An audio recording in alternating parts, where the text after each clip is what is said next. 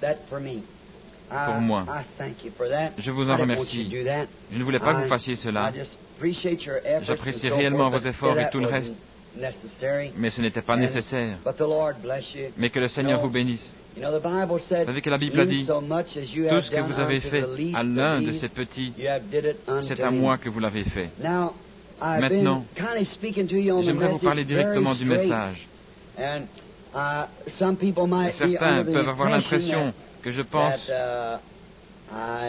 que Jésus va venir ce matin ou ce soir. C'est ce que je fais.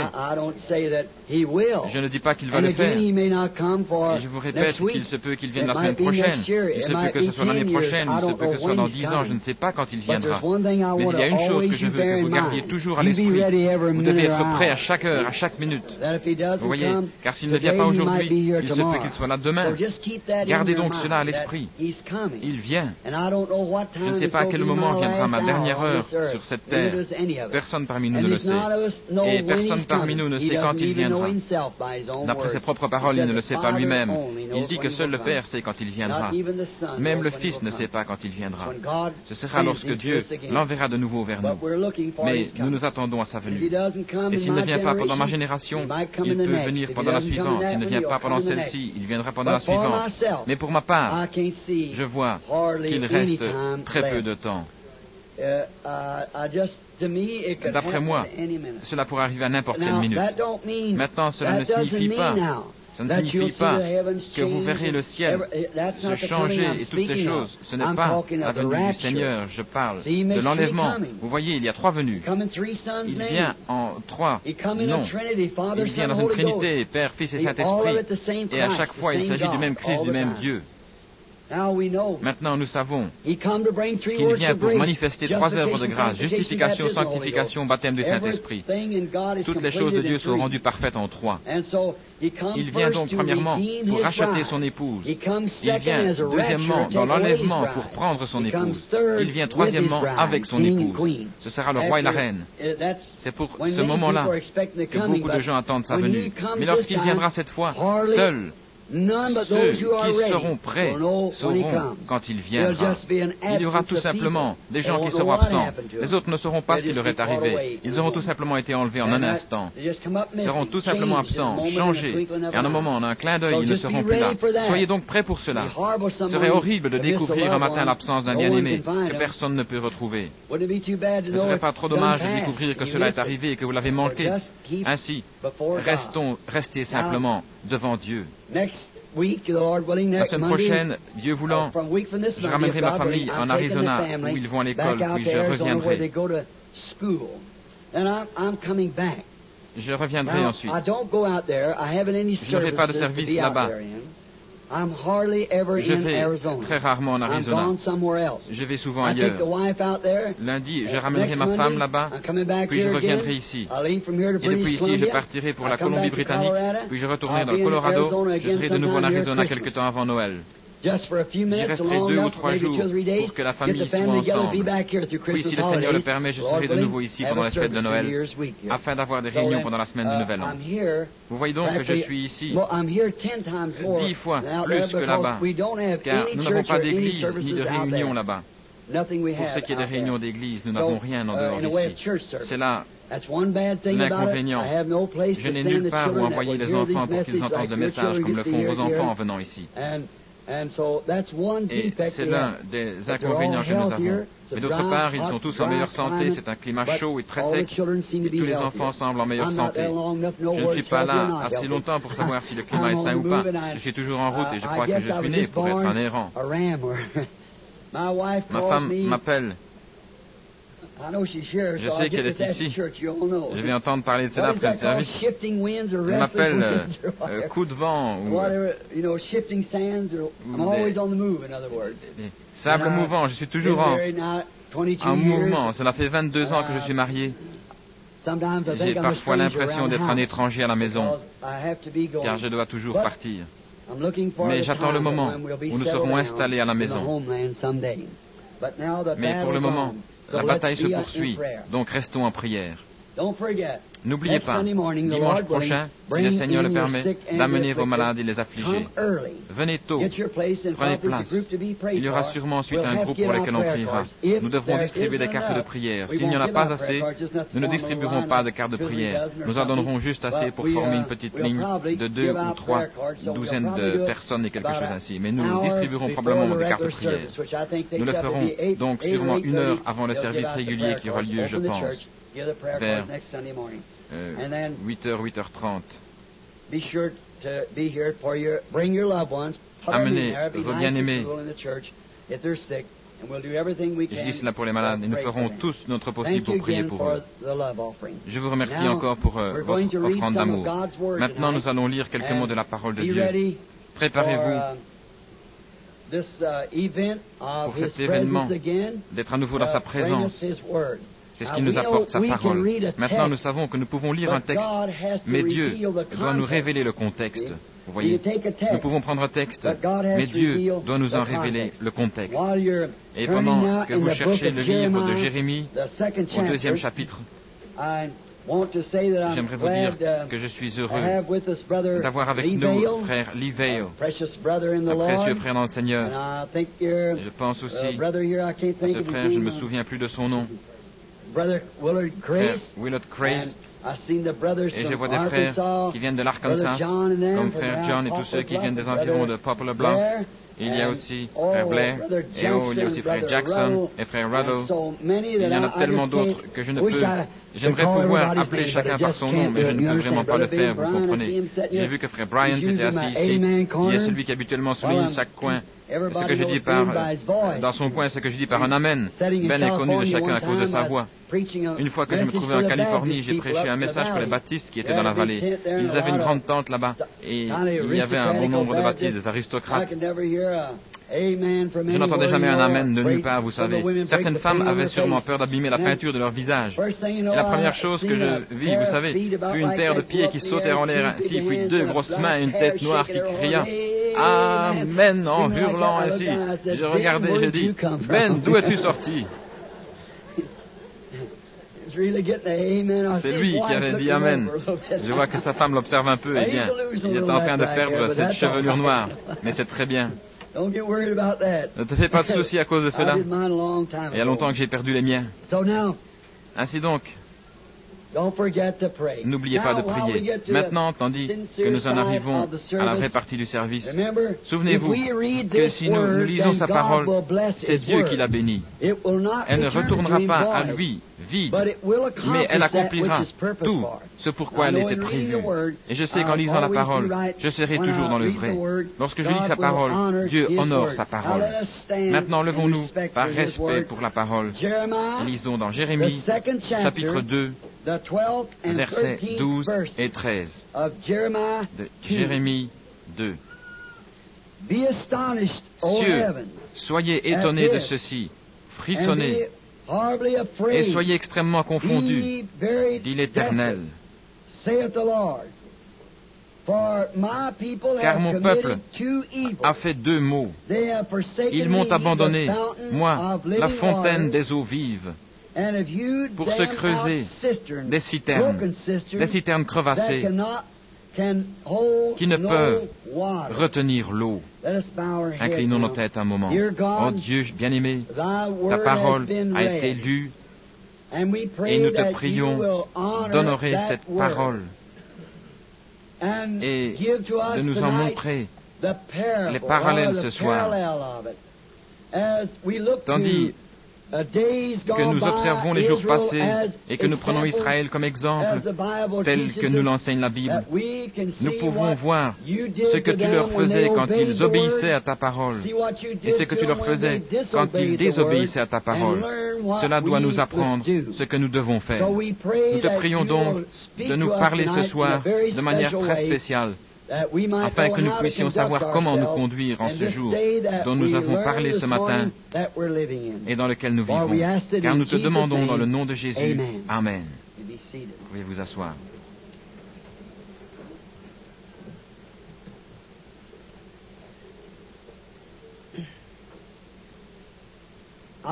Ce soir, pendant un court instant, je veux parler sur le sujet sur le sujet des citernes crevassées. Israël a commis deux grands péchés. Dieu dit qu'ils se sont détournés de lui, de la fontaine de vie, et qu'ils se sont creusés eux-mêmes des citernes pour y boire. Maintenant, la raison pour laquelle j'ai pensé à ce texte est qu'il serait un parallèle à ce que j'ai dit ce matin au sujet de l'heure dans laquelle nous vivons et de la cause pour laquelle nous luttons. Et nous regardons à Israël comme étant un exemple, nous montrant ce que Dieu fut. Il doit toujours rester le même. Et il y a une chose que Dieu a toujours honorée, c'était sa manière de pourvoir aux besoins des gens. Et lorsqu'ils s'écartaient de ce chemin, alors Dieu était déshonoré et Dieu faisait souffrir les gens pour s'être éloignés de ce qu'il leur avait dit de faire. Peu importe ce que c'était. Il leur donna même une loi. Ne touchez pas, ne prenez pas, ne goûtez pas. Non pas à cause du mal de ce qu'il y avait à le faire, mais à cause du mal qu'il y avait à désobéir à ce qu'il avait dit. Et il n'y a jamais de loi sans punition, car s'il n'y avait pas de punition, alors la loi n'aurait pas de sens. La loi n'est rien sans punition. Maintenant, nous découvrons que ce qu'ils firent en ce jour semble être un parallèle à ce que nous faisons aujourd'hui, à ce que les gens d'Église font. Maintenant, nous voyons une chose étrange ici. Cela pourrait être étrange à certaines personnes. Que Dieu dise, ils se sont creusés des citernes crevassées. Maintenant, certains parmi vous ne savent peut-être pas ce qu'est une citerne. Combien savent ce qu'est une citerne? Bien, presque tout le monde le sait. Si vous avez grandi dans une ferme, vous savez ce qu'est une citerne. Je me souviens avoir avalé suffisamment de bestioles pour savoir ce qu'est une citerne. J'avais prêché dans la campagne, dans les taillis des charmilles, et il y avait là une grosse cruche remplie d'eau de citerne. De cette eau de pluie, vous savez, qui vieillit. Puis, la nuit, les bestioles s'y mettent. Ainsi, je sais ce qu'est l'eau de citerne. Une citerne est un endroit que l'on creuse dans le sol, en lieu et place d'un puits. Lorsque les gens n'ont pas de puits, ils creusent une citerne. En d'autres termes, une citerne est un réservoir ou un puits fait par l'homme. Un puits fait par l'homme dans le sol et qu'il creuse pour recueillir l'eau, pour l'utiliser. Certains utilisent cette eau pour faire la lessive, d'autres l'utilisent comme eau potable, peut-être de différentes autres manières. Une citerne. Il fut un temps où toute l'eau que nous utilisions venait d'une citerne. Nous avions une vieille citerne munie d'une roue que nous devions faire tourner, tourner et encore tourner pour faire remonter l'eau. Il y avait des petits seaux pour prendre l'eau de la citerne. Eh bien, nous remarquons qu'il y a une chose qui différencie une citerne d'une source, d'un puits. Maintenant, une citerne va finir par se vider. La citerne ne peut pas se remplir toute seule. Elle n'est pas fiable. Vous ne pouvez pas avoir confiance dans une citerne. La fiabilité d'une citerne dépend des pluies qui tombent, que ce soit au printemps ou en hiver. Habituellement, c'est en hiver, lorsque tombe la neige et la pluie, que la citerne se remplit d'eau. Et si elle ne recueille pas cette eau, alors vous n'avez pas d'eau. La citerne se dessèche et elle ne peut se remplir toute seule. La vieille citerne ne peut pas se remplir elle-même. C'est grâce à la pluie qui tombe qu'elle se remplit. Et il y a autre chose que j'aimerais vous faire remarquer au sujet de la citerne. Habituellement, la grange est 2 fois plus grande que la maison et il recueille l'eau du toit de la grange pour la mettre dans la citerne. Je me souviens de cette vieille citerne là-dehors et dans laquelle plongeaient les tuyaux de la gouttière venant du toit de la grange. Cette citerne se remplissait de l'eau venant du toit de la grange, autour de laquelle piétinaient tous les animaux de l'écurie. Et partant sec, toute la saleté de la basse-cour venait sur le sommet de la grange. Puis l'eau venait et nettoyait toute la saleté du toit en la faisant descendre dans un abreuvoir fait par l'homme, puis dans un caniveau fait par l'homme et enfin dans une citerne faite par l'homme. Et si alors ce n'était pas la saleté que vous aviez, je ne sais pas ce que c'était. Certainement, tout cela est fait par l'homme et c'est aussi sale que possible. Vous savez, sur une de ces citernes, nous avions l'habitude de poser un chiffon qui servait de filtre. Avez-vous jamais su ce que c'était? Nous devions y poser un chiffon qui servait à filtrer afin d'attraper toutes les bestioles et les choses qui venaient du toit de la grange et de tout autour et qui se déplaçaient d'un endroit à l'autre jusque dans la citerne. Et nous avions l'habitude d'y poser un chiffon qui servait de filtre afin d'attraper toute l'écume et la saleté que nous pouvions. Naturellement, nous ne pouvions pas attraper toute la saleté. Ce filtre ne retenait que les grosses saletés qui descendaient et y tombaient. La punaise pouvait tomber dans le filtre, mais le jus de cette punaise s'en allait dans l'eau.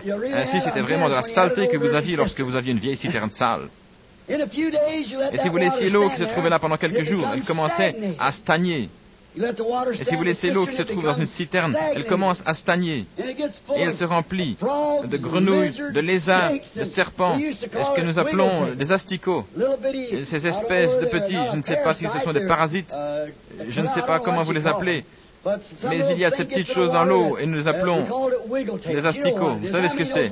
Combien savent de quoi je parle? Oh, bien sûr, tous les paysans connaissent cela. Lorsque les eaux croupissent, ces bêtes aiment à y venir. Ces bêtes viennent réellement parce que les eaux sont stagnantes. Et le fait que ces eaux croupissent attire les animaux qui aiment ce qui stagne. Il en est pratiquement de même avec nos églises aujourd'hui. Je pense l'un des grands péchés qu'ait commis l'Église aujourd'hui, tout comme Israël en ce temps-là, est de l'avoir abandonné, lui la fontaine d'eau vive, et de s'être creusé des citernes faites par l'homme. Et ces citernes sont devenues une demeure pour tous ceux qui aiment cette sorte d'eau. Des lézards, des grenouilles et toutes sortes de germes malpropres y vivent, car il s'agit d'un réservoir fait par l'homme, et c'est dans cette sorte de réservoir que demeurent ces choses. C'est un parfait exemple de nos dénominations aujourd'hui. Maintenant vous dites, frère Branham, pourquoi frappez-vous si durement ces gens? C'est parce qu'il faut frapper cela. Cela doit être frappé. Fuyez loin de ces choses, car elles finiront par former la marque de la bête. Souvenez-vous de cela, c'est la vérité. Ce sera la marque de la bête. La dénomination conduira directement à cela. Elle est à présent sur la voie qui la conduira directement au pouvoir par la force. Observez dans le vieil empire romain, c'est exactement ce qui les conduisit à cette marque de l'apostasie.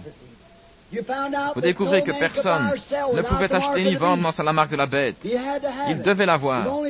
Il n'y aura que deux classes de gens sur la terre. Il y aura ceux qui auront le sceau de Dieu et ceux qui auront la marque de la bête. Seulement deux classes. Vous devez donc avoir soit l'un, soit l'autre. Et il y aura une apostasie, une marque de la religion, d'une religion apostate. Il va y avoir une image de la bête. Comme nous l'avons étudié, nous découvrons que Rome a été, est et sera toujours la marque de la bête. Exactement. Il n'y a aucun moyen pour que ce soit autre chose que Rome. Et que fit Rome? La Rome païenne fut convertie en une Rome papale et organisa un système universel qui força tout le monde à adopter cette seule religion s'il ne voulait pas être mis à mort. Et il était étrange de voir apparaître ces États-Unis sur la scène, semblables à un agneau. Et cet agneau a deux petites cornes qui sont, dans ce cas, les pouvoirs civils et religieux.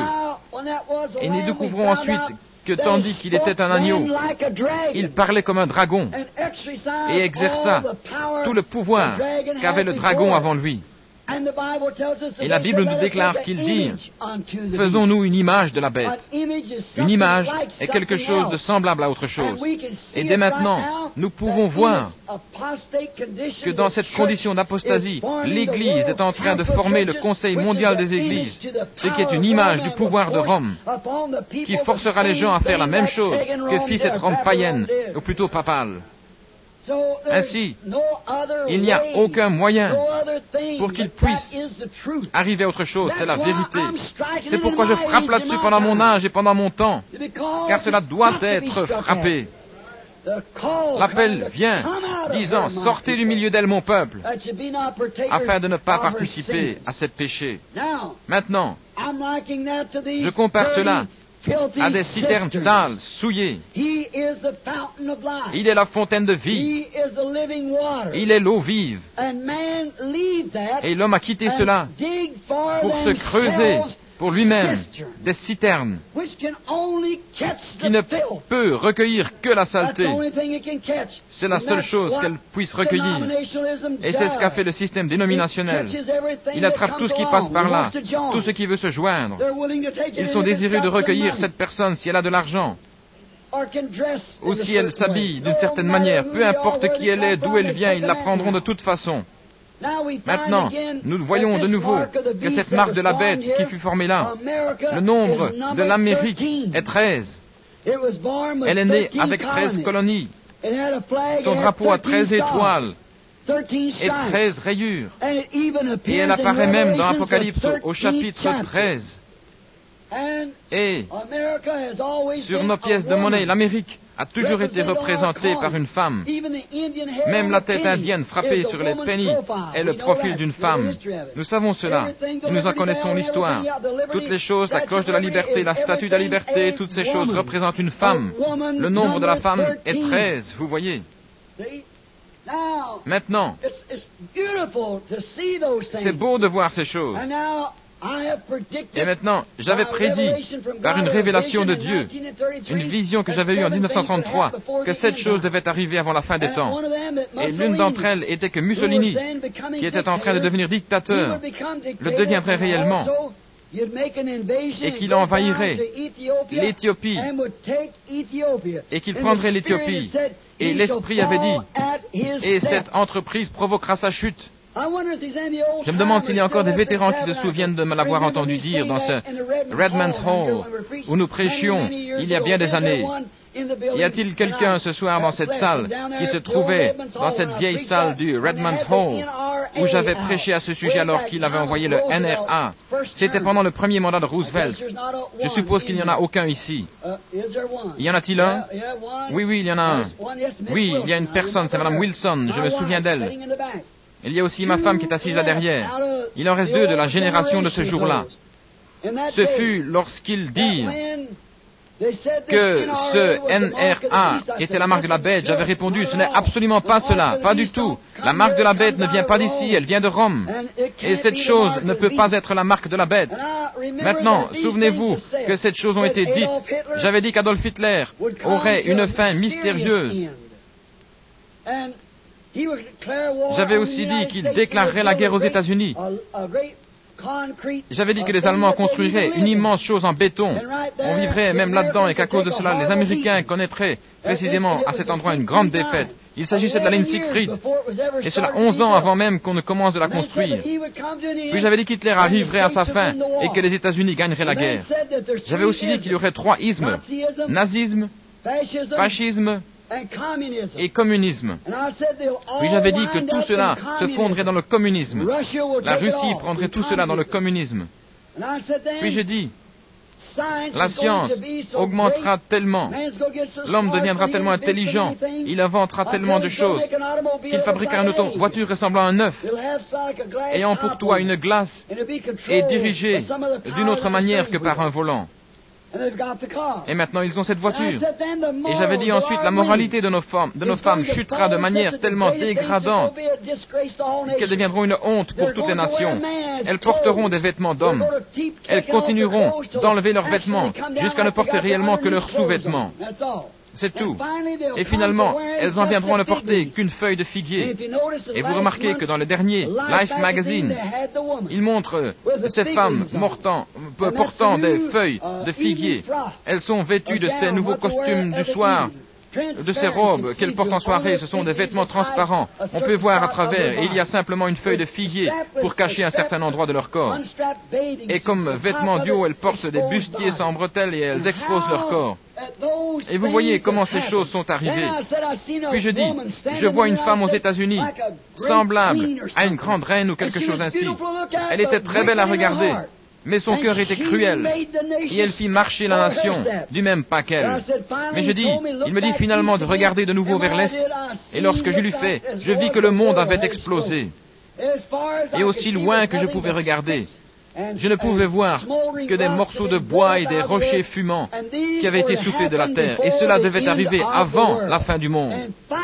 En 33 ans, 5 de ces 7 choses sont déjà accomplies. Nous y sommes, à la fin des temps. Je viens de parler contre ce système dénominationnel. Et ce soir, je continue de croire qu'il s'agit d'un cloaque, d'un endroit recueillant la saleté. Je ne peux pas croire que Dieu accepterait jamais une telle chose dans son Église, car celle-ci doit être née de l'Esprit de Dieu, et elle doit être nettoyée avant de pouvoir être appelée sienne. Nous sommes baptisés dans le corps mystique de Christ par le baptême du Saint-Esprit. Oui, ce système est certainement un parfait exemple de la dénomination. Un homme sage devrait regarder cela et ne jamais y entrer, car à travers les âges, Dieu a montré qu'il était contre cela et qu'il ne travaillerait jamais avec cela. N'importe quel groupe, chaque fois qu'un homme s'est levé avec un message comme Luther, Wesley, Smith, etc., et Calvin, quand ils ont commencé à s'organiser, Dieu les mettait de côté et ne les visitait plus jamais par un réveil. Observez l'histoire. Jamais Dieu n'a pris une dénomination pour en faire sortir un réveil. Nulle part. Et à travers l'histoire et par la Bible, il est prouvé qu'il s'agit d'une chose malpropre aux yeux de Dieu. C'est pourquoi je ne veux rien avoir à faire avec cela. C'est pourquoi je suis contre cela et j'essaye de faire sortir les gens. Comme il en fut au temps d'Israël, ainsi en est-il maintenant. Nous sommes invités à regarder à Israël comme exemple. Tant qu'ils restèrent avec la source, la fontaine, ils étaient très bien. Mais lorsqu'ils se mirent à se creuser des citernes, des systèmes faits par les hommes, Dieu les laissa complètement tomber. Il fera de même avec nous. Ils l'ont abandonné, lui, la fontaine des eaux vives. C'était là le reproche que Dieu avait contre eux, de vouloir faire quelque chose afin de pouvoir dire, voyez ce que nous avons fait. Maintenant, au temps, pendant le voyage de Moïse, alors que par grâce, Dieu leur avait donné un prophète, une colonne de feu qui allait devant eux et les avait authentifiés par des signes et des merveilles, que sa grâce avait pourvu à toutes ces choses. Israël voulait encore, ils voulurent la loi, ils refusèrent la grâce pour prendre la loi. C'est exactement ce que font les gens aujourd'hui. Ils refusent la parole pour prendre un système dénominationnel. Car c'est ainsi qu'ils peuvent faire ce qu'ils veulent et se débrouiller avec cela. Mais avec Christ, vous ne pouvez pas faire cela. Vous devez être nettoyé et propre afin d'être en Christ. Pouvez-vous imaginer quelqu'un abandonnant le puits artésien au profit de quelques citernes ou un système humain? Pouvez-vous vous représenter les conditions mentales d'une personne qui, ayant la possibilité de boire l'eau fraîche d'un puits artésien, abandonnerait cela pour une citerne faite par l'homme et remplie de grenouilles, de lézards, d'asticots et toutes sortes d'autres choses? Cela semble vraiment insensé, mais c'est exactement ce que les gens ont fait. Ils ont abandonné la parole, la véritable fontaine de la source et la puissance de Dieu, pour boire aux citernes qu'ils se sont creusées eux-mêmes. Comme ils firent alors, ils font aujourd'hui. Il dit, ils m'ont abandonné. Il dit cela ici dans Jérémie 2, au verset 13. Ils m'ont abandonné, moi, la fontaine d'eau vive. Maintenant, nous avons vu ce qu'est une citerne. Nous avons vu ce qu'elle recueille. Nous avons vu comment elle est faite. Il s'agit d'une chose faite par l'homme et qui recueille ce qui descend d'un toit sale. L'eau qui descend tombe d'abord sur un toit sale. Elle nettoie d'abord ce toit, puis elle descend à travers une gouttière faite par l'homme dans un réservoir fait par l'homme. Et toute la saleté se rassemble là, ainsi que les germes, les lézards, les grenouilles et toutes les bestioles qui aiment cela. Et remarquez qu'il s'agit d'animaux impurs. Les asticots sont des bêtes qui aiment l'eau stagnante. Un asticot ne peut pas vivre dans l'eau claire. S'il y va, cela le tuera. Cela doit être une eau stagnante. Et c'est ainsi qu'il en est avec beaucoup de ces parasites d'aujourd'hui. Ils ne peuvent vivre dans l'eau fraîche du Saint-Esprit. C'est la raison pour laquelle ils demeurent aussi obstinément contre la parole et disent qu'elle se contredit elle-même, qu'il n'y a rien en elle. C'est parce qu'ils doivent avoir une espèce de réservoir d'eau stagnante pour y frétiller. C'est juste. Il en est de même avec les grenouilles, les lézards, les têtards, et toutes ces bêtes, ils doivent se tenir autour des marais ou des bassins d'eau stagnante pour pouvoir vivre, car c'est leur nature de vivre là-dedans. Et vous ne pouvez pas changer un animal tant que vous ne changez pas sa nature. Et vous ne pouvez faire en sorte qu'un homme voie la parole de Dieu tant que sa nature n'est pas changée. Et lorsque sa nature est changée de ce qu'il était en un fils de Dieu, et que le Saint-Esprit vient sur lui, c'est le Saint-Esprit qui a écrit la parole de Dieu. Aujourd'hui, j'ai discuté avec mon bon ami, le Dr. Lee Vail, qui est ici maintenant. Il est plutôt un théologien, et nous avons l'habitude d'avoir de bonnes et intéressantes discussions sur la parole de Dieu. C'est très bien. Et il me demanda un jour si je pensais que la preuve initiale du Saint-Esprit était le parler en langue. Il y a bien des années, j'ai dit non. Je ne le vois pas de cette manière. Il dit, moi non plus. Bien que l'on m'ait enseigné cela. Puis il dit, quelle en serait la preuve, pensez-vous? Je dis, la preuve la plus parfaite à laquelle je puisse penser est l'amour. L'amour. Et nous continuâmes de parler de cela. Puis je pensais, cela avait vraiment l'air d'être bien. Je retiens donc simplement ceci, si un homme a l'amour. Mais un jour, le Seigneur me corrigea dans une vision.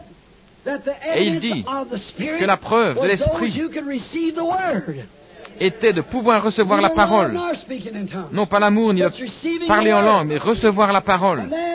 Et alors, le Dr. Lee Vail me dit que c'était scripturaire, car dans Jean 14, Jésus dit, lorsque lui, le Saint-Esprit, sera sur vous, il vous révélera ces choses que je vous ai enseignées et vous montrera les choses à venir. C'est donc la preuve authentique du Saint-Esprit. Il ne m'a encore jamais rien dit de faux. C'est cela, la preuve que quelqu'un a le Saint-Esprit et qu'il peut croire la parole, qu'il peut la recevoir. Jésus n'a jamais dit, lorsque le Saint-Esprit viendra, vous parlerez en langue. Il n'a jamais dit que lorsque le Saint-Esprit viendrait, vous feriez ces choses. Mais il a dit, il prendra ces choses qui viennent de moi et vous les montrera. Et il vous montrera les choses qui sont à venir. Selon Jésus lui-même, c'est donc la preuve authentique que quelqu'un possède le Saint-Esprit. Ainsi, toutes ces sensations, les choses que les gens ont, voyez pourquoi cela devient une dénomination ou un réservoir d'eau stagnante. Or, jamais une dénomination ne reposera sur la parfaite parole de Dieu. Cela ne peut pas se faire, car vous ne pouvez faire de Dieu une dénomination, certainement pas. Non, monsieur. Comme preuve de cela, prenez un groupe d'hommes pouvant croire la parole et laissez-les s'organiser. Vous savez, en moins d'une année, vous aurez là un groupe de rickies dont vous ne pouvez rien faire. Ils prennent l'influence et vous ne pouvez rien faire contre cela. Ce n'est pas le système de Dieu, ce n'est pas cela. Nous savons donc que cette chose est devenue morte et qu'elle devint une citerne et un endroit où chacun fait des compromis sur ceci ou cela afin d'attirer des membres ou de faire entrer des gens. Nous découvrons que ce système a commencé du temps d'Israël lorsqu'ils creusèrent des citernes. Et il y eut un homme et un groupe de pharisiens qui avaient creusé des citernes. Et ils avaient un homme nommé Hérode qui avait été proclamé gouverneur de l'État. Et il descendit pour écouter un homme qui ne s'était pas mêlé à leur dénomination. C'était un prophète. Et jamais un prophète n'a eu à se mêler à une dénomination, mais au contraire, il la hait. Ce prophète commença par déclarer, ne commencez pas à dire en vous-même que vous avez Abraham pour père, car je vous dirai que de ces pierres, Dieu est capable de susciter des enfants à Abraham. Et ils lui amenèrent un dignitaire. Ce dignitaire avait pris la femme de son frère et s'était marié avec elle.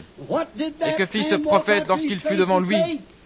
Ils pensèrent qu'il se compromettrait et dirait, « Maintenant, monsieur, vous avez une bonne place là-bas, vous devriez...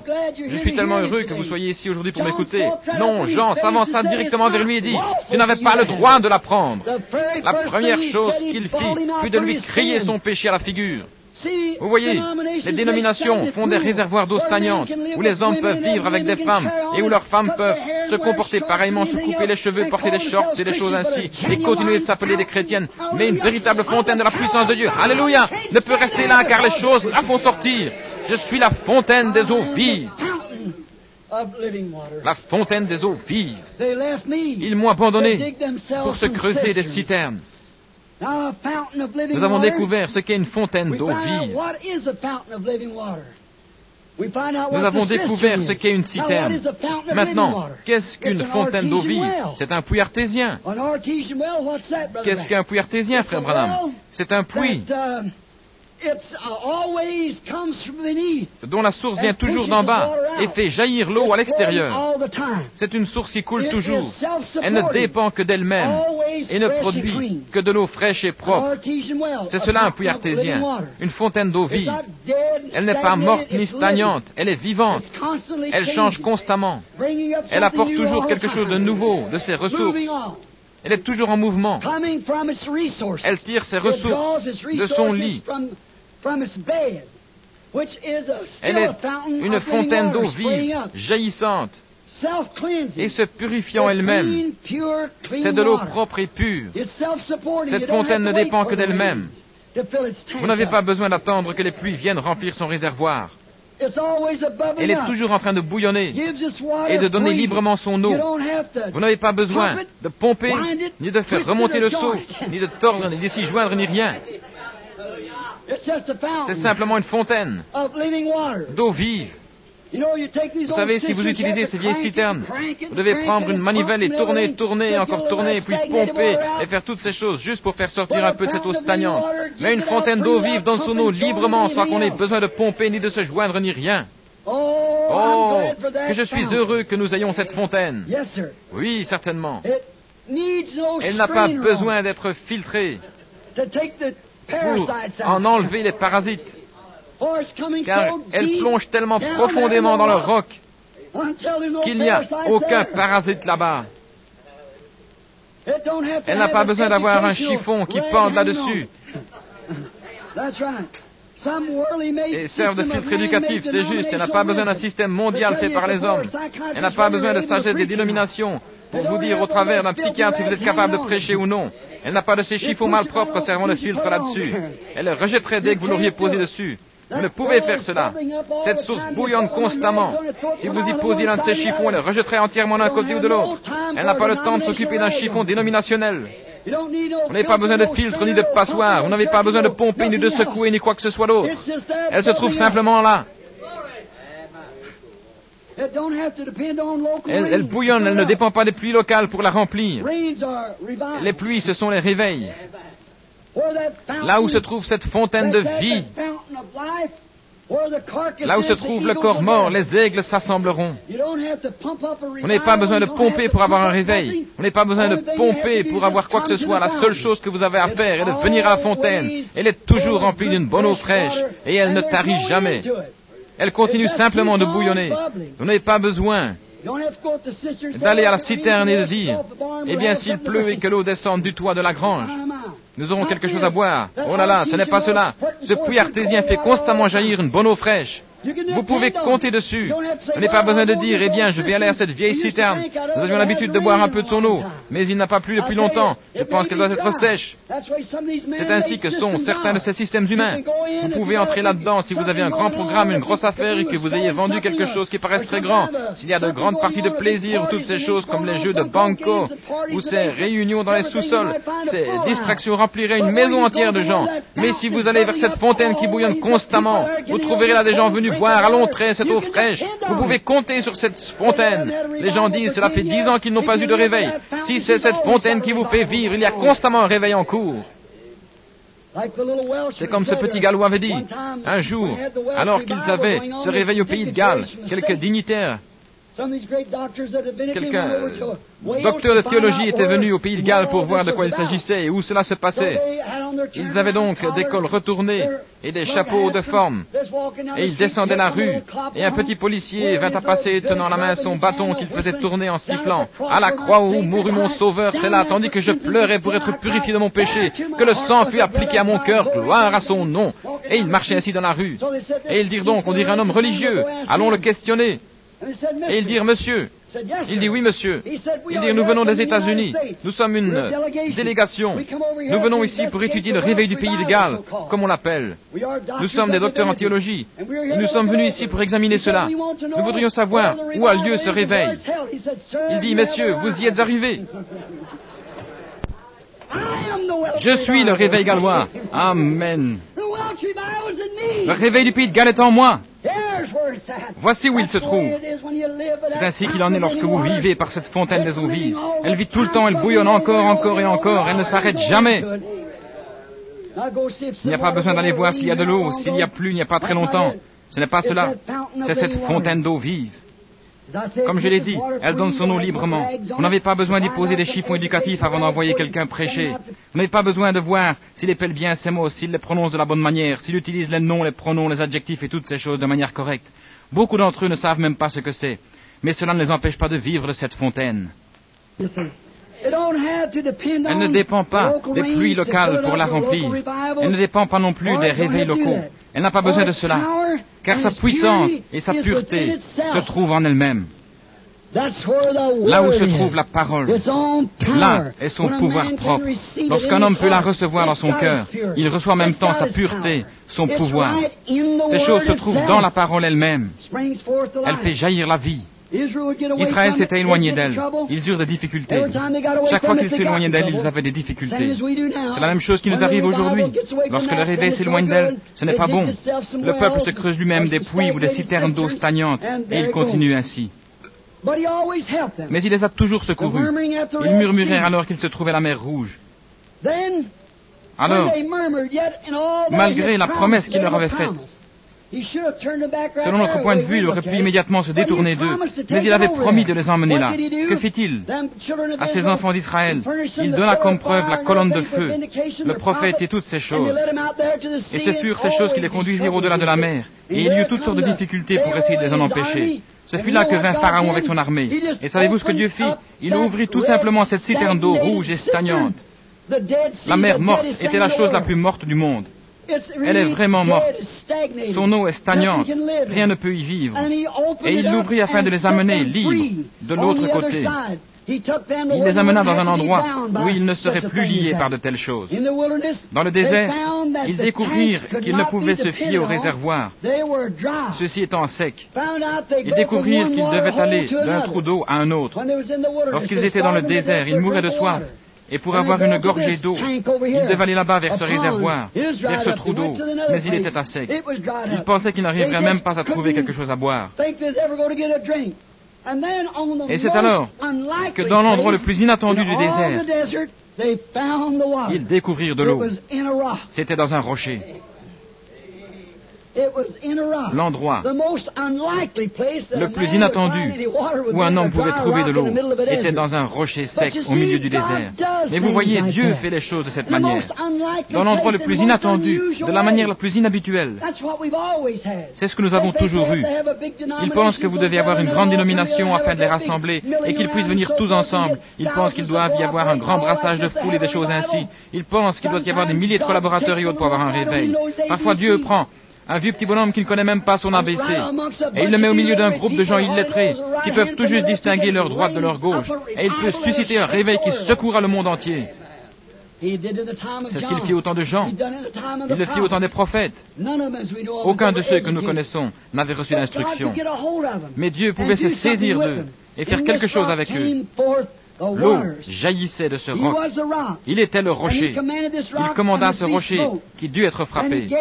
Et à chacun de ceux qui voulaient boire, il donna en abondance une eau pure, fraîche et propre. Il sauva tous ceux qui en burent.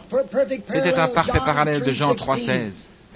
Dieu a tant aimé le monde qu'il donna son Fils unique, afin que quiconque croit en lui ne périsse point, mais qu'il ait la vie éternelle. Dieu frappa ce rocher sur le calvaire. Le jugement qui devait nous frapper est tombé sur lui, afin que lui puisse venir, l'esprit de vie qui vous donnerait, de même qu'à moi, la vie éternelle. C'est un parfait parallèle de ce qui se passa dans le désert. Ils n'eurent jamais besoin d'arracher quoi que ce soit, ni de creuser, ni pomper, ni rien. Ils n'avaient qu'à s'approcher librement du chemin par lequel ils l'avaient pourvu. Ils n'eurent pas à creuser un réservoir. Ils n'eurent pas à en puiser l'eau avec un seau. Ils n'eurent pas à tourner la manivelle pour avoir l'eau. Ils eurent simplement à se partager l'eau de la source. C'est tout ce qu'il y a à faire aujourd'hui. Vous n'avez pas à vous joindre à quoi que ce soit. Vous n'avez pas à aller à l'hôtel et à travailler à n'importe quoi, ni à pomper quoi que ce soit. Vous n'avez pas à dire un mot, à le répéter encore au point d'arriver à une confusion de langage. La seule chose que vous ayez à faire est de vous approcher librement de lui, ce chemin dont Dieu a pourvu. Vous n'avez pas à pomper, ni pousser, ni rien. Vous n'avez rien à faire sinon à prendre part, c'est-à-dire simplement croire. Tout ce que je veux dire à ce sujet. Vous n'avez jamais eu à faire cela. Vous n'avez jamais eu à creuser pour cela. Ils n'eurent jamais besoin de descendre, de crier là-bas toute la nuit pour avoir cela. Ils n'eurent qu'à participer. Le rocher avait été frappé, c'est juste. Je vois maintenant un homme assis là-bas au fond de la salle, je me souviens lui avoir dit un jour, alors que nous trouvions près d'une crèche dans l'étable d'une vieille grange. Il m'avait dit, mais je ne suis pas bon. Je dis, je sais que vous ne l'êtes pas. Moi non plus. Mais vous regardez à ce que vous êtes. Cessez de regarder à ce que vous êtes et regardez à ce qu'il est. Il dit, si je pouvais simplement me débarrasser de ces cigarettes, frère Branham, je serais un chrétien. Je dis, ne vous en débarrassez pas, vous vouliez essayer d'être un bon pour pouvoir parvenir à lui. Dieu n'est jamais venu pour sauver les hommes bons, il est venu sauver les hommes mauvais qui savaient qu'ils étaient mauvais. Il dit, eh bien, je dis, écoutez, vous ne voulez pas aller en enfer, n'est-ce pas? Il dit non. Je dis, vous n'avez pas à y aller. Il est mort afin que vous n'ayez pas à y aller. Il dit, que dois-je faire? Je dis, rien. C'est aussi simple que cela. Il dit, mais si je pouvais seulement... Je dis, voilà, que vous revenez de nouveau sur ces cigarettes. Cessez de penser à ces cigarettes. Souvenez-vous simplement que vous devez penser à lui, à ce qu'il a fait, à ce qu'il est, et non à ce que vous êtes. Vous n'êtes pas bon et vous n'avez jamais été, vous ne le serez jamais. Mais lui, il est. C'est lui qu'il est. Maintenant, s'il a pris votre place ici-bas, la seule chose que vous ayez à faire est d'accepter de bon gré ce qu'il fit. La seule chose que vous ayez à faire est d'accepter simplement cela. Il dit, eh bien, c'est simple, je ferai cela. Je dis, voici un ruisseau. Je l'ai amené et le baptisé au nom du Seigneur Jésus-Christ. Certains des siens sont ici ce soir, et je sais qu'ils s'étaient moqués de moi pour avoir fait cela. Mais je savais ce que je faisais. Je voyais dans cet homme qu'il y avait quelque chose d'authentique. Je pouvais voir cela. C'est pourquoi je l'ai emmené pour le baptiser dans le nom du Seigneur Jésus. Et après que nous eûmes fait cela, il s'écoula peu de temps avant que j'aille chez son fils. Nous avions eu la vision d'un arbre se brisant à une certaine hauteur et d'un homme qui tombait, se brisant presque le dos, et que nous amenions à l'hôpital cette nuit-là. Le Seigneur me révéla que c'était la fin des cigarettes. Je dis, je vais lui acheter un paquet et le lui apporter. Observez simplement et vous verrez. Pour lui, le temps des cigarettes était passé. Il n'en fuma jamais plus une depuis. Il n'en voulut jamais plus. Oh Dieu! Vous voyez, la première chose que vous ayez à faire est de venir à cette fontaine. Vous devez venir à cette eau en réalisant qu'il n'y a rien que vous puissiez faire. Ce qui compte, c'est ce qu'il a fait pour vous. Vous n'avez pas besoin de creuser, vous n'avez pas besoin de pomper, vous n'avez pas besoin d'abandonner ceci ou cela. C'est la seule chose que vous ayez à faire, d'aller là-bas et de boire, c'est tout. Si vous avez soif, buvez. Maintenant, il était le rocher. Dieu le frappa pour nous. Et ce rocher fit jaillir en abondance une eau pure et propre. Il le fait encore aujourd'hui pour chacun de ceux qui veulent croire. Bien sûr, c'est cela sa grâce pour nous, son peuple. Il se passe quelque chose de semblable parmi les gens aujourd'hui.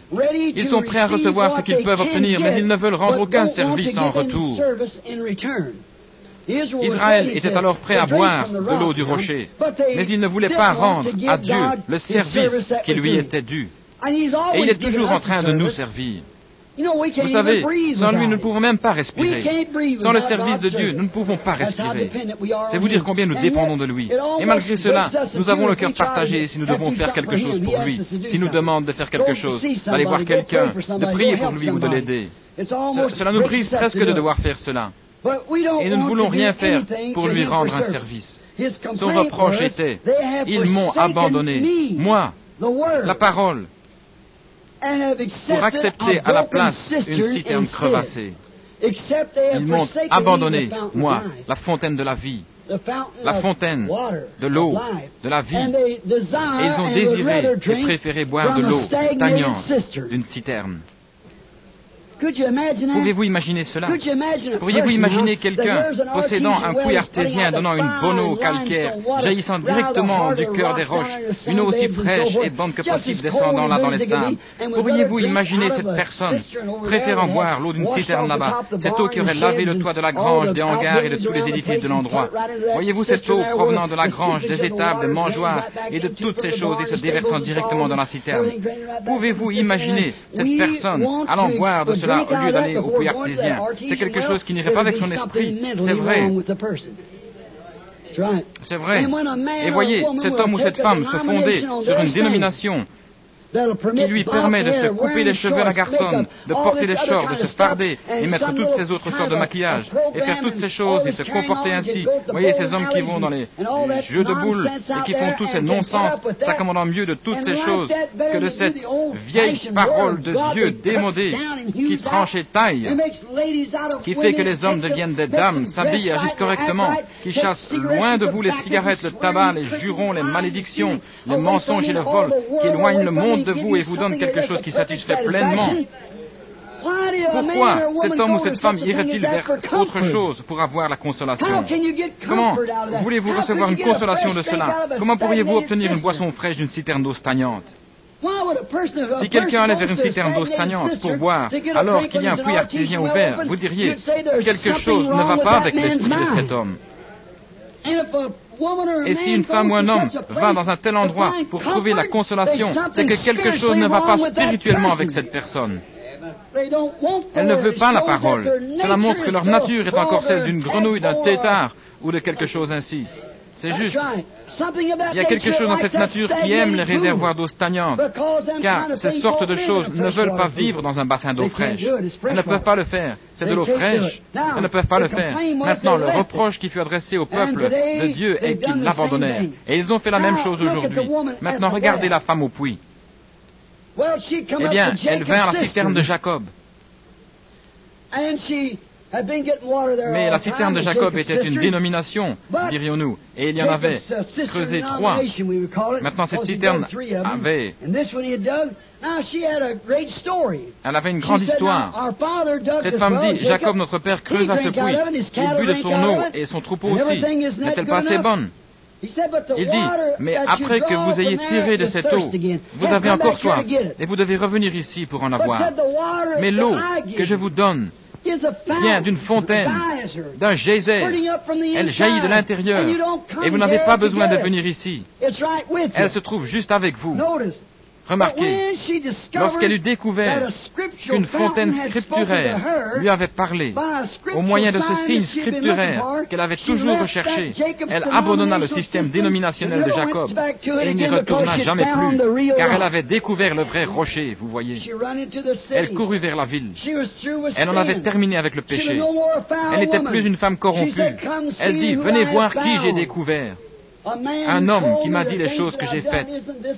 Ne serait-ce pas le Christ même? Cette citerne était certainement très bien. Elle avait rempli son rôle. Mais maintenant, la femme se trouvait auprès de la vraie fontaine. La citerne avait été très bien, jusqu'à ce que la vraie fontaine ait été découverte. Mais lorsqu'apparut la vraie fontaine, la citerne perdit de sa force. Elle découvrit qu'il y avait un endroit meilleur pour aller y boire. Et il y a un endroit meilleur. Il y a un endroit meilleur, et c'est en Christ.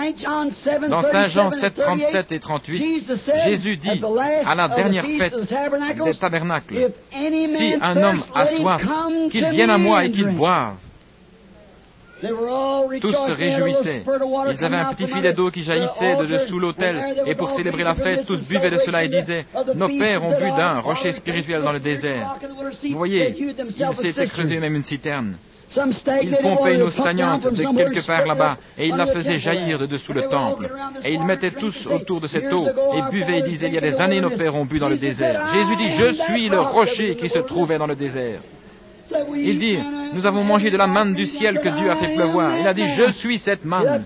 Cette fontaine se tenait au milieu d'eux, ce pain de vie se tenait au milieu d'eux, et ils n'en voulaient toujours pas. Mais l'homme avait fait ceci, et Dieu avait envoyé cela. Voilà exactement la différence. Il s'était creusé des citernes. Il s'était creusé des citernes. Il dit, si un homme a soif, qu'il vienne à moi et qu'il boive. Il est cette fontaine. Et comme dit l'Écriture, de son sein jailliront des fleuves d'eau vive. Oh, il est ce puits artésien. De son sein, ou du tréfonds de son âme, jailliront des fleuves d'eau vive. Il est ce rocher qui fut celui d'Agar. Alors qu'elle se trouvait en difficulté, son enfant était sur le point de mourir. Elle avait été chassée hors du camp, et elle se trouvait là dehors avec son petit Ismaël. L'eau de la citerne qu'elle avait emportée s'était épuisée, et elle avait déposé à terre le petit Ismaël. Elle avait marché jusqu'à portée de flèche, et s'était mise à pleurer, car elle ne voulait pas voir l'enfant mourir. Et tout à coup, l'ange du Seigneur parla, et elle découvrit le puits là, Be'er Lakai Roy, qui coulait alors et qui continue de couler jusqu'à ce jour. Là, dans le désert, il fut le rocher Be'er Lakai Roy d'Agar. Mais en ce jour, il se tenait là dans la fontaine remplie du sang. Il se tenait là dans le temple.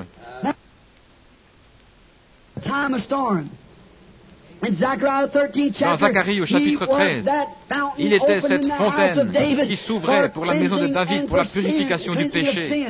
Il était cette fontaine. Nous voyons dans le psaume 36, 9, il était la fontaine de vie de David. Il est toujours la fontaine qui se trouve dans la maison de David. Et le poète a dit, il y a une fontaine remplie du sang qui jaillit des veines d'Emmanuel.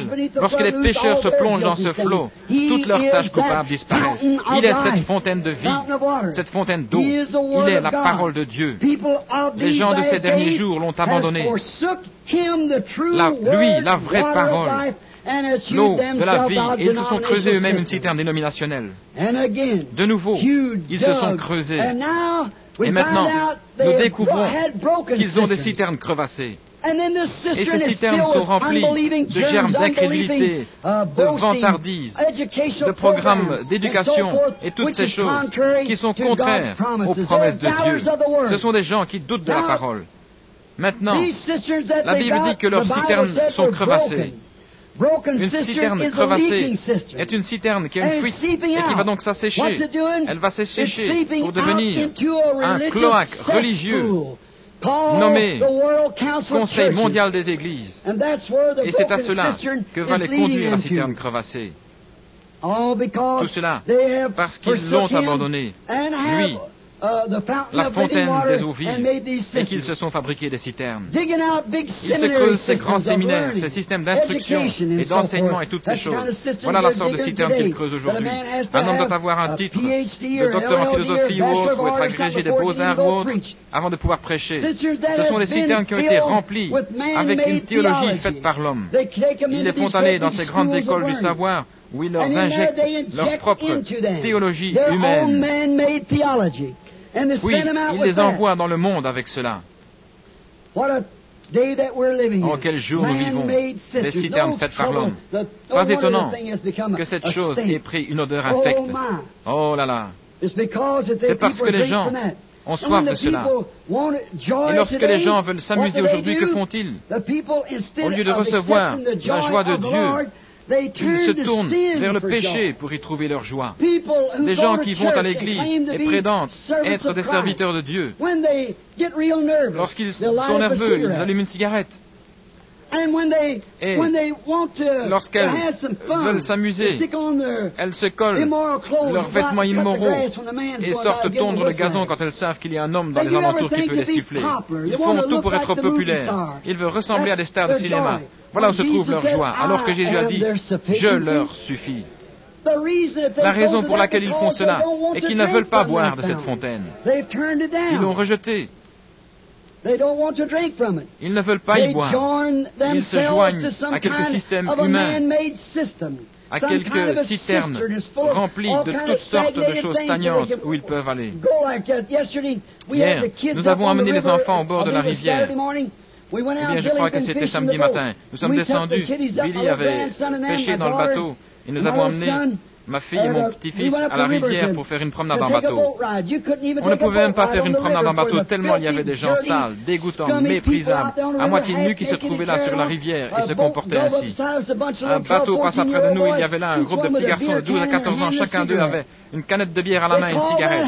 Et ils appellent cela s'amuser. Oh là là, jusqu'à quand ce monde va-t-il durer avec un système tel que celui-ci? Puis pour se libérer de la pensée qu'en mourant ils iront en enfer, ils vont se joindre à l'une de ces citernes faites par l'homme. Ainsi, ce même genre de personne appartient à cette citerne. Ce n'est rien d'autre qu'un tas d'asticots du monde, sale et souillé, et ils s'associent à cela.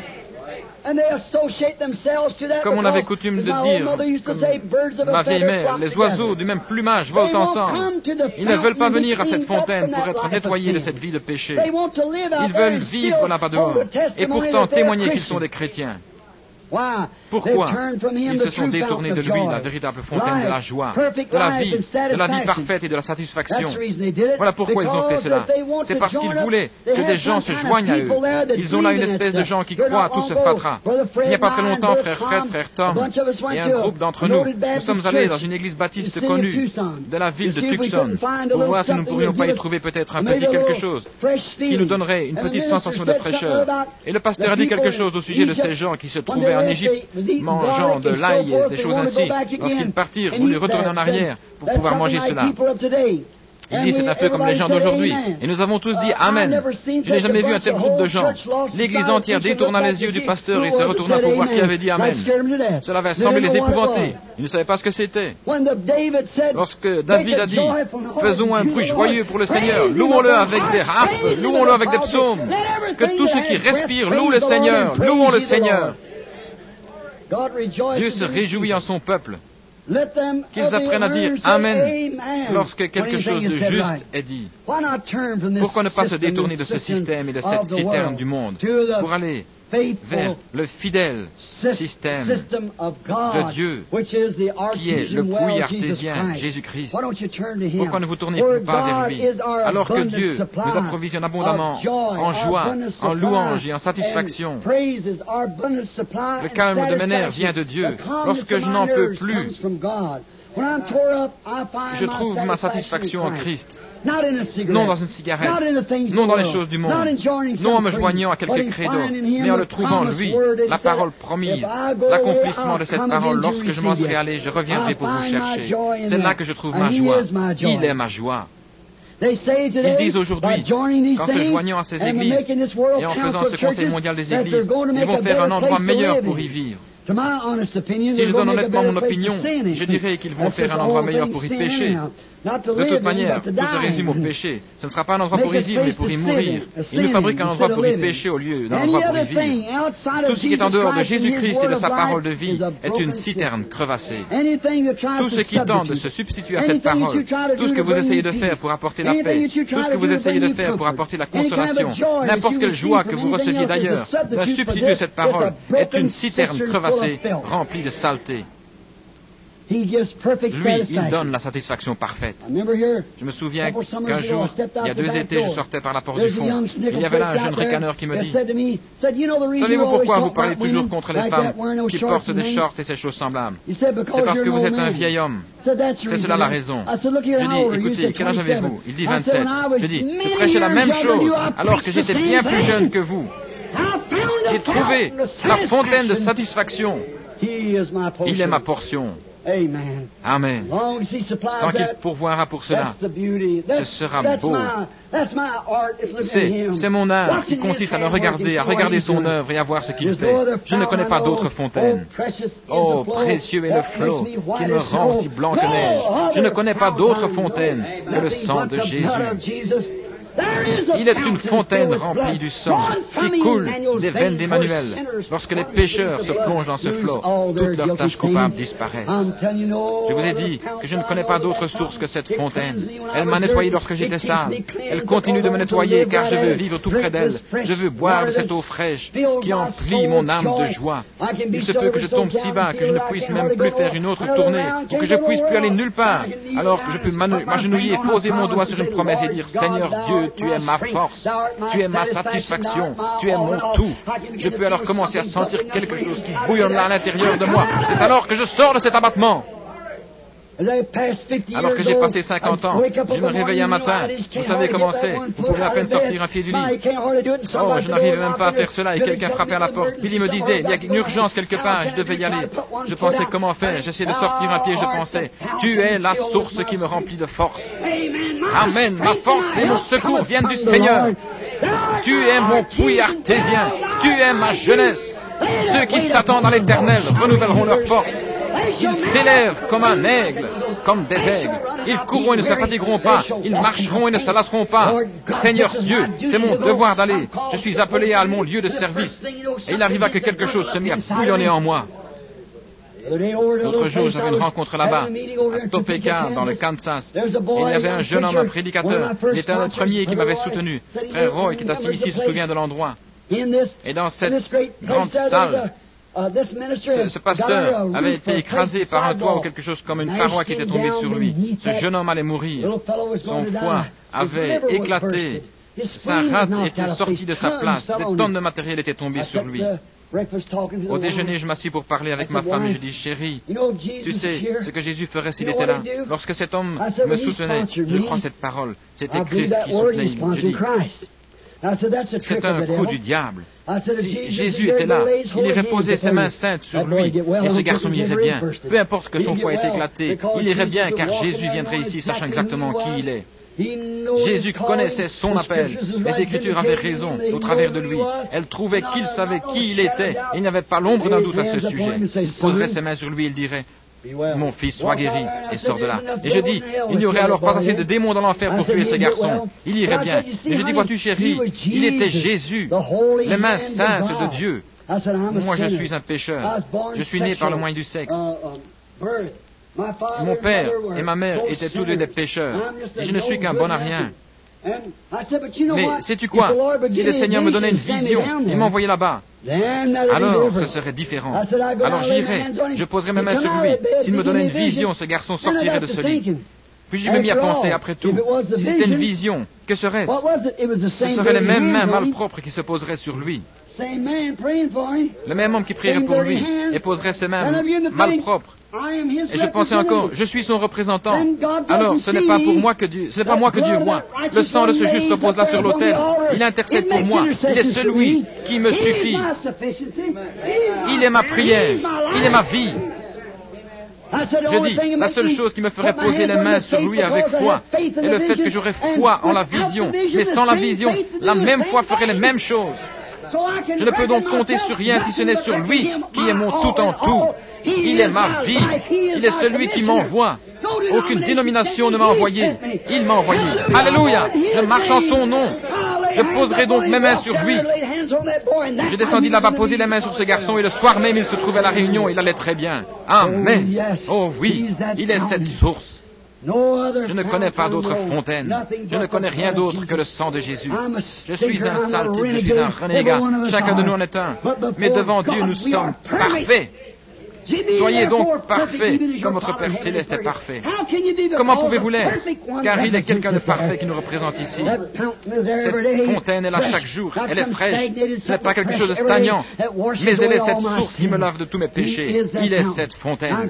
Maintenant, pour terminer, je pourrais dire ceci. Tout ce qui est différent de cela est une citerne crevassée et finira par laisser fuir ce que vous y mettez. Si vous mettez dans une de ces citernes d'eau stagnante tous vos espoirs, tout votre temps et tout ce que vous avez, Jésus a dit qu'elles étaient des citernes crevassées. Dieu dit qu'elles sont crevassées et laisse fuir tout ce que vous y mettez.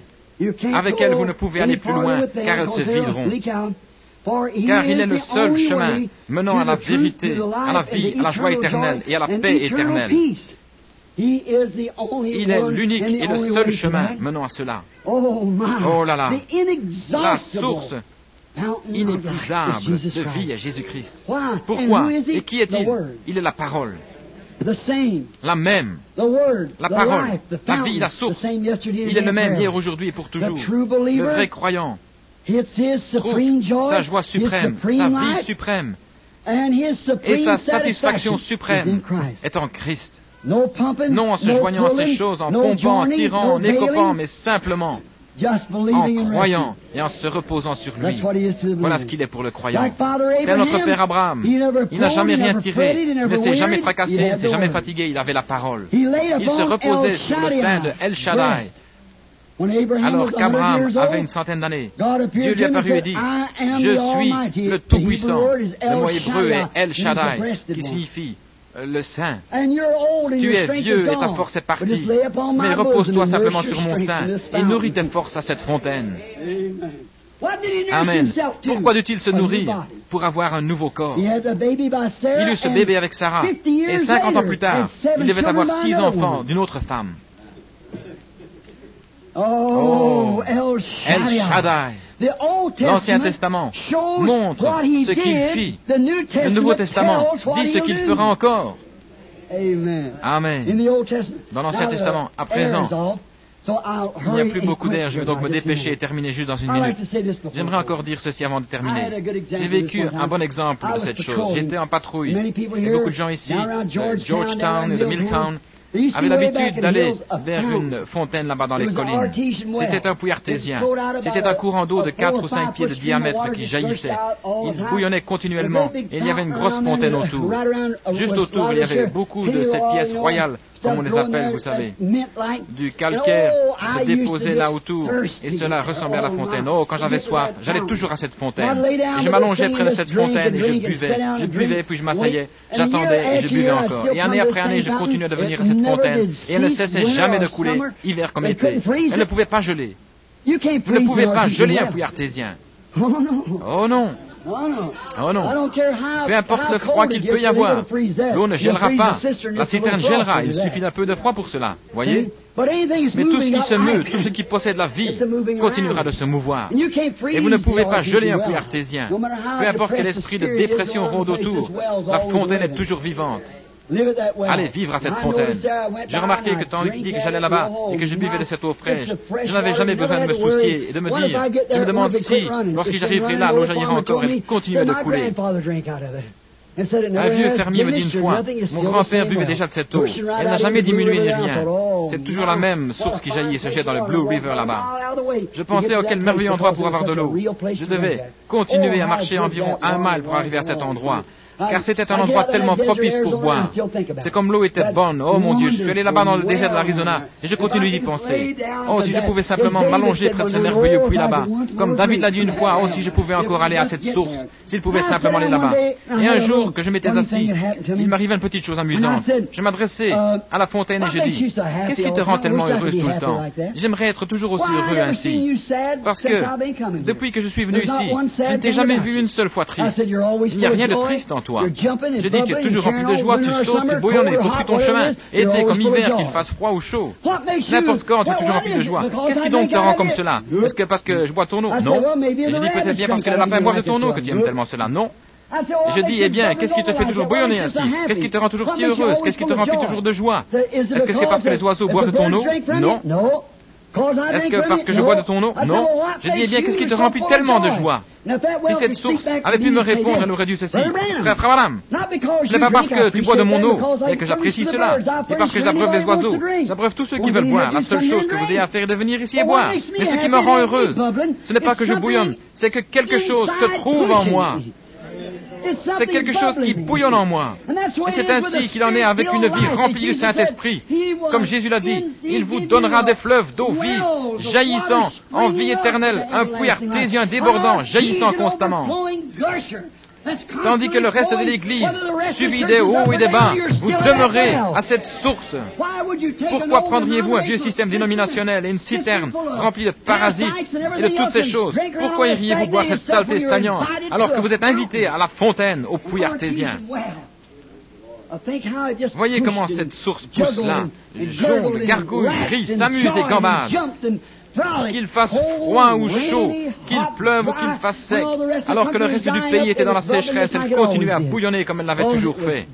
Cela parce qu'elle était profondément enracinée dans les rochers d'où elle jaillissait. Oh, que je vive par celui qui fait jaillir.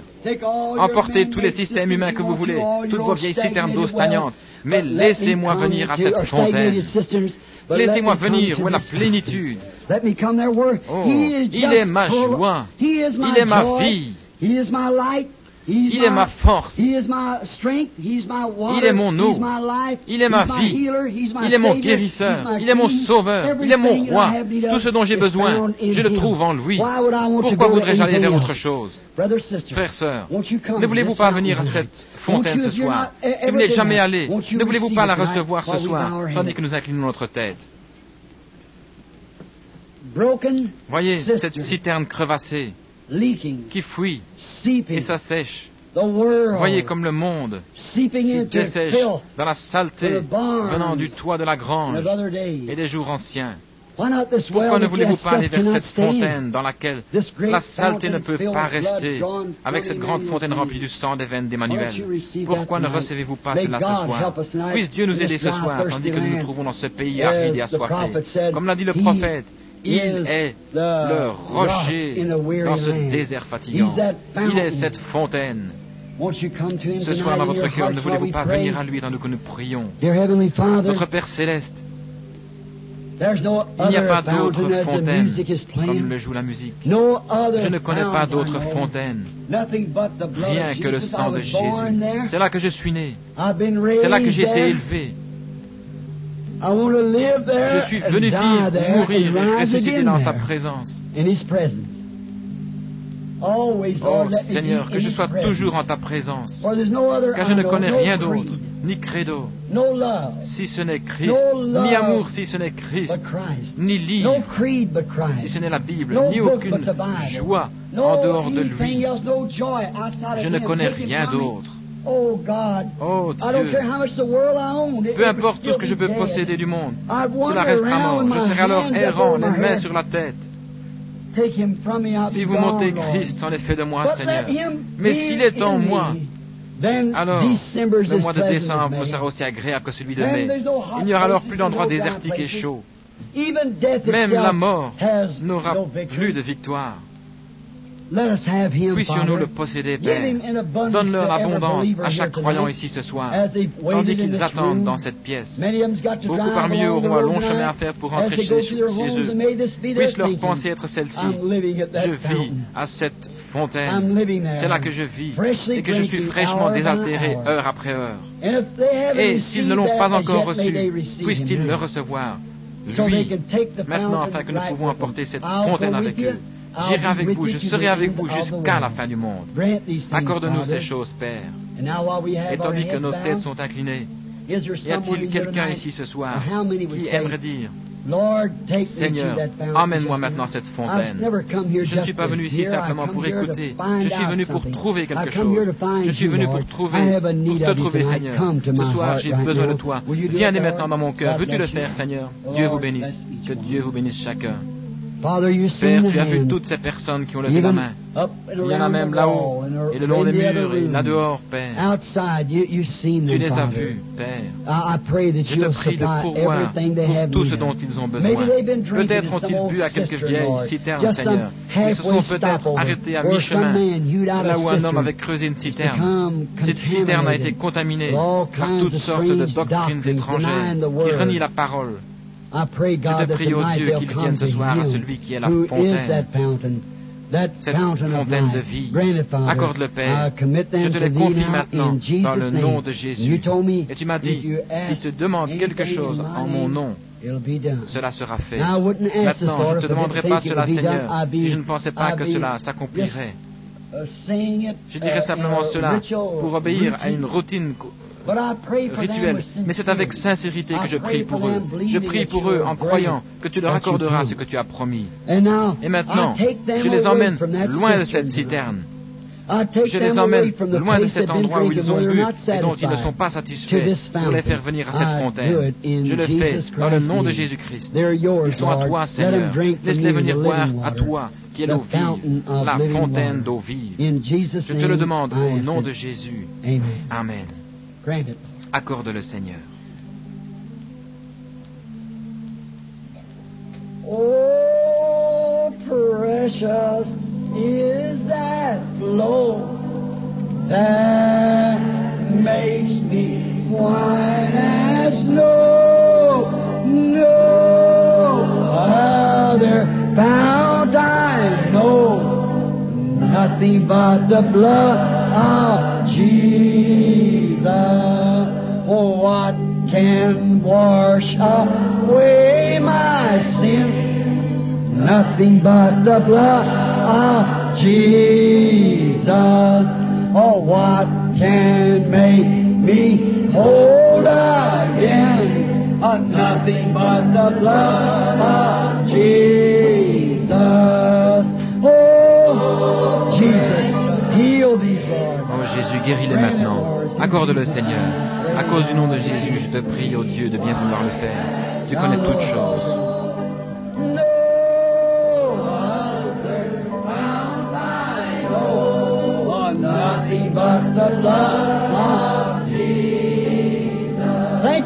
Pensez-y, je ne connais pas d'autre fontaine.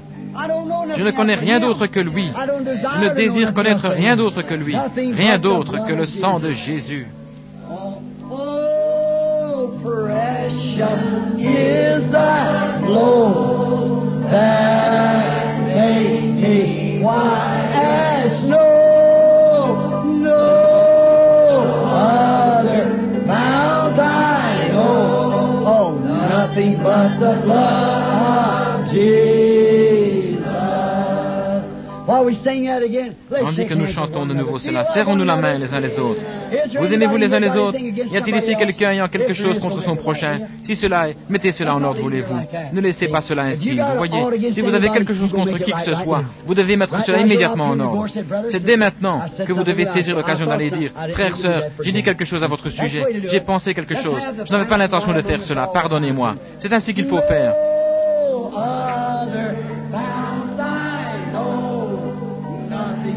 The blood of Jesus. Oh, precious is the flow that makes me white as snow. Oh, no other fount I know, nothing but the blood of Jesus. Oh, isn't he wonderful? Oh, n'est-ce pas merveilleux? Pas d'autre fontaine. Nous ne voulons pas nous contaminer avec d'autres choses. Nous nous sommes séparés du monde que nous avons laissé derrière nous. Nous ne voulons plus de cet ail égyptien, ni de ces citernes crevassées. Nous sommes en voyage avec le Seigneur Jésus, ce rocher qui fut frappé. Amen. Nous mangeons de la manne venue d'en haut. Nous mangeons la nourriture des anges et buvons l'eau du rocher.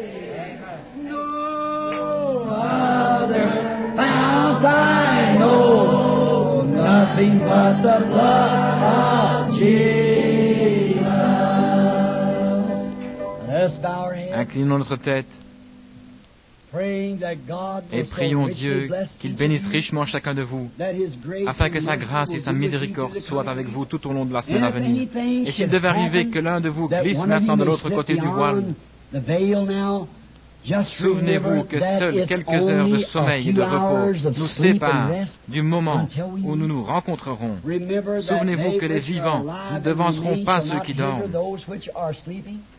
Car lorsque la trompette de Dieu, cette dernière trompette sonnera, la 6e vient de sonner, la dernière trompette, comme le dernier sceau, sera la venue du Seigneur.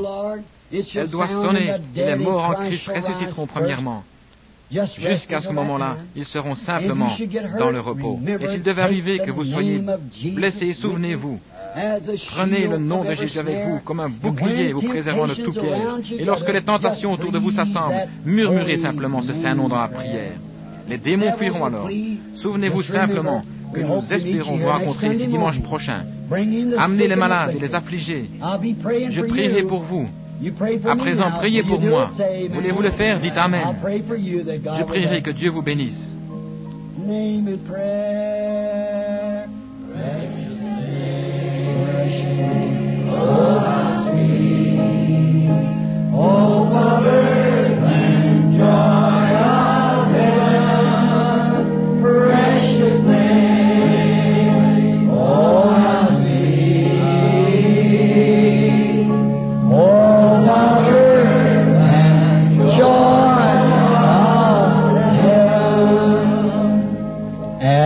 The name of Jesus bowing, falling prostrate at His feet. King of kings in heaven will crown Him. Oh, when our journey is complete, precious name, oh, isn't it sweet and precious? Oh, power and joy of heaven, precious name, oh, how sweet, oh, power and joy of heaven. It's always so hard. Il m'est toujours si difficile de